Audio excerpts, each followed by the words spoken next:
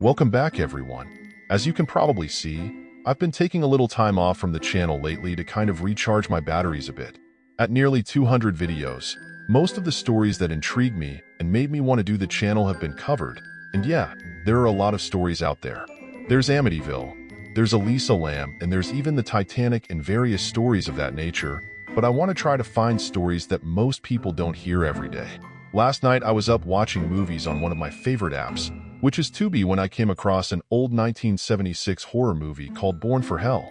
I love classic horror, so I decided to click on it to see what it was all about.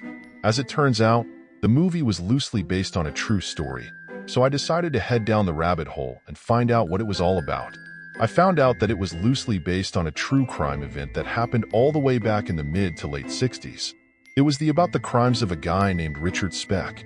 I'd heard his name before somewhere, but I couldn't remember what it was all about. I'd bought a DVD box set of old B-rated movies years ago, and I remembered it had one called Richard Speck, Ghost House, or something along those lines. I don't remember. I don't even think I ever watched it, but it did ring a bell, so I decided to do some research on his crimes. All I can say is, wow. And I don't mean that in a good way. This guy was absolutely horrible. Why anyone would do the things he did is beyond me. There was no reason for it.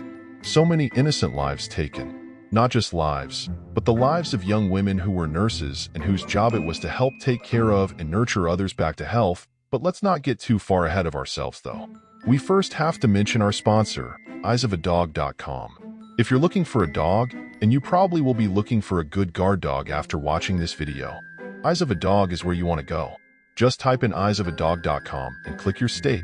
Then scroll down to your city or town, and you'll see all the rescues in your area. Whether you want a huge man-eater for protection or more of an alarm bell, eyesofadog.com will have what you're looking for. So, grab your drinks, a few snacks, and your favorite person to cuddle with and settle in for the show. I know we have a lot of younger viewers, so I'll do my best not to be too graphic, but my best advice is, if you're under 14, or if you're easily upset by violence, turn off this video now and wait till our next one comes out. There's really no way to sugarcoat what this guy did, and I have to warn you, it's horrible. Richard Speck was an infamous American mass murderer known for committing one of the most horrific crimes in U.S. history. Born on December 6, 1941, in Kirkwood, Illinois, Speck's early life showed signs of a troubled individual who would later perpetrate a heinous act that shocked the nation. Speck's childhood was marked by instability and hardship. His father died when he was young, leaving his mother to raise him and his 7 siblings alone. Speck struggled academically and socially, often getting into trouble with the law from a young age. His behavior foreshadowed the violent tendencies that would later manifest in his adult life. Speck's criminal record began to grow as he engaged in various offenses, including burglary and violence. From 1960 to 1963, Richard Benjamin Speck worked as a laborer for the 7-Up bottling company in Dallas. During this time, he met Shirley Annette Malone at the Texas State Fair in October 1961. Their relationship led to her pregnancy just 3 weeks after they started dating. In response to this unexpected development, Speck and Malone got married on January 19, 1962. Initially, they lived with Speck's sister Carolyn and her husband. Speck's mother also resided there since she had separated from her husband, Lindbergh, who was now living in California. Upon getting married, Speck abandoned his former last name, Lindbergh, and reverted to using Richard Benjamin Speck once again. Their first child, Robbie Lynn Speck, was born on July 5, 1962. However, during this period of joy and new beginnings for the young family, an unfortunate incident occurred. While serving a 22-day jail sentence for disturbing the peace following a drunken brawl in McKinney, Texas, Robbie Lynn was born. In 1963, after facing additional arrests, Speck was convicted of theft and check fraud, resulting in a 3-year prison term, though he was granted parole after 16 months. In 1966, in an attempt to evade another arrest in Dallas, Speck returned to Monmouth. While there, he engaged in robbery and committed a violent act against a 65-year-old woman, and it is suspected he fatally assaulted another woman. However, it was his brutal actions on the night of July 13th and the 14th, 1966, that cemented his name in infamy. Speck broke into a townhouse in Chicago that served as a dormitory for student nurses. He systematically assaulted, tortured, and murdered 8 young women, resulting in a night of terror. The gruesome nature of the crimes sent shockwaves throughout the country. The brutality inflicted upon the innocent victims left an indelible mark on American society, sparking widespread fear and outrage. The sheer callousness and depravity exhibited by Speck during the killings were beyond comprehension for many. He broke in during the night and held the woman hostage, having them tie each other up. He promised them at first that all he wanted was money, but one by one, he led them out of their locked room where he would horrifically end the life of each woman, one at a time. The other women in the home didn't know what was happening to their friends because he choked them to death at the end of each assault so they couldn't scream. In total, this scum of the earth killed 8 women and nearly killed a 9th had she not hid under a bed while he was out killing one of her friends. The 8 who were murdered are as follows: Pamela Lee Wilkening, 20, Mary and Jordan, 20, Suzanne Bridget Ferris, 21, Nina Joe Schmale, 24, Patricia and Matusek, 22, Gloria Jean Davy, 22, Valentina P.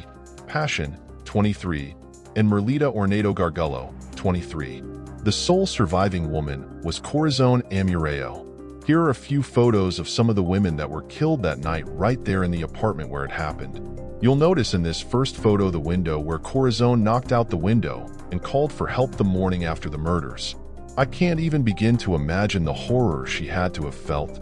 These were all fine ladies who were just getting started in life and had their entire lives ahead of them. Speck went on the run but was eventually apprehended by authorities. During his trial, which began in April 1967, she bravely testified against Speck and was helpful in putting him away for good. After the trial, she returned to live with her family in her native country of the Philippines, where she eventually became a mother and is now a grandmother, but hates to talk or think about the events of those 2 fateful days all those years ago. Speck showed no remorse for his actions. The prosecution presented overwhelming evidence linking him to the crimes, including eyewitness testimonies and physical evidence found at the scene. In December 1967, Richard Speck was found guilty of all charges against him. He was sentenced to death for each of the 8 murders he committed. However, due to legal technicalities surrounding his trial, his sentence was later commuted to 400 to 1,200 years in prison. Speck spent the rest of his life behind bars at Statesville Correctional Center in Illinois.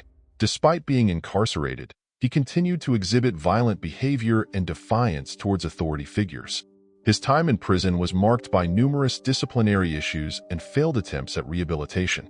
On December 5, 1991, Richard Speck died of a heart attack while still serving his sentence at Statesville Correctional Center. His passing brought an end to a chapter of infamy in American criminal history, but did little to erase the memories of those affected by his heinous crimes. Richard Speck's name remains synonymous with brutality and senseless violence.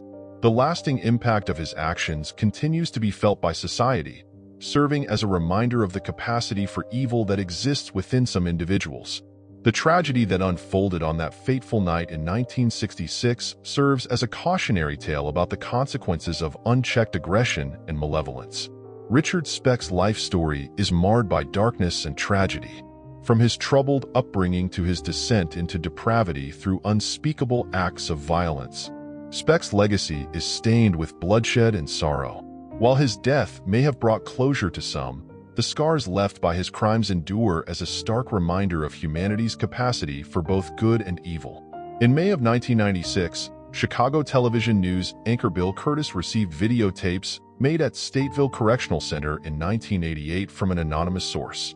Showing them publicly for the first time before the Illinois State Legislature, Curtis pointed out the explicit scenes of debauchery and illegal use of narcotics and money being passed around by prisoners who had no fear of being caught.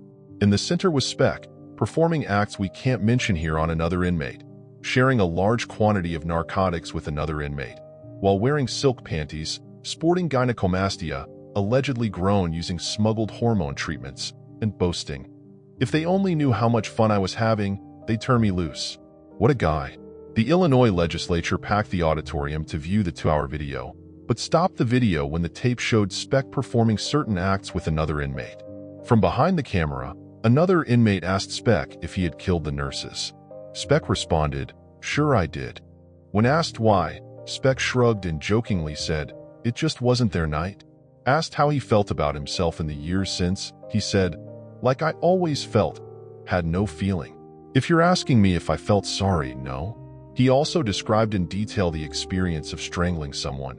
"It's not like TV. It takes over 3 minutes and you have to have a lot of strength. Absolutely sickening." I can't really say I hope you enjoyed the video the way I say in most of our videos, because how could anyone enjoy hearing that 8 innocent lives were taken for no good reason? I can say if nothing else good can come from this, that people hearing this will be more proactive about their own home safety. If you're able to, get a good alarm system. If you are able, get a good guard dog and make sure they are well trained. Remember our sponsor, Eyes of a Dog? You can get one there for sure. Get the most secure window and door locks that you can possibly find and make sure that your doors and windows are always locked. Self-defense classes are great as well. They have self-defense items that I can't really mention on here due to getting in trouble with the Facebook police, but I recently saw a ring that you can wear that would give anyone a good shock if they try to grab you. Hint hint wink wink. Here at Graveyard Dance, we care about our viewers and we want you to all be safe and secure.